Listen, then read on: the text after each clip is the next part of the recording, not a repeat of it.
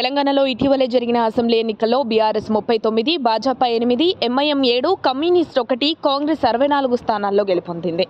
వీరిలో మెజార్టీ సీట్లు హస్తం గెలవడంతో రాష్ట్రంలో కాంగ్రెస్ ప్రభుత్వాన్ని ఏర్పాటు చేసింది. తెలంగాణ ముఖ్యమంత్రిగా యనమల రేవంత్ రెడ్డి ప్రమాణ స్వీకారం చేసిన దగ్గర నుంచి కీలక నిర్ణయాలు తీసుకుంటున్నారు. సీఎం రేవంత్ వివిధ శాఖలపై సమీక్షలు నిర్వహించి కీలక నిర్ణయాలు తీసుకుంటున్నారు. ఇటీవల ఐపీఎస్ల బదిలీలు చేపట్టిన ప్రభుత్వం తాజాగా ఐఏఎస్లకు స్థానచలనం కల్పించి పదోన్నతులు కల్పించింది. ఇదిలా ఉంటే మరోసారి కాంగ్రెస్ ప్రభుత్వం మరో సంచలన నిర్ణయం తీసుకుంది.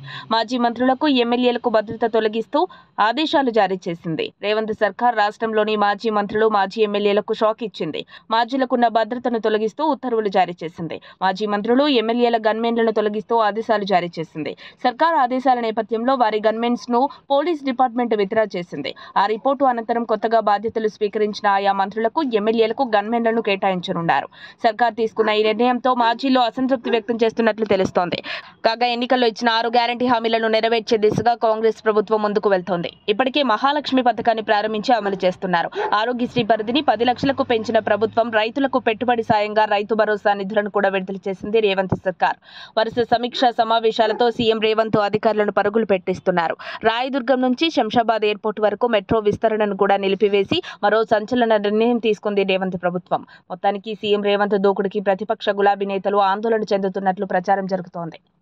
మరిన్ని అప్డేట్స్ కోసం మా కాయ్ టీవీని సబ్స్క్రైబ్ చేసుకోండి. మా వీడియో కనుక మీకు నచ్చినట్లయితే లైక్ చేయండి, షేర్ చేయండి. మీ విలువైన అభిప్రాయాలను కామెంట్ బాక్స్లో తెలియజేయండి.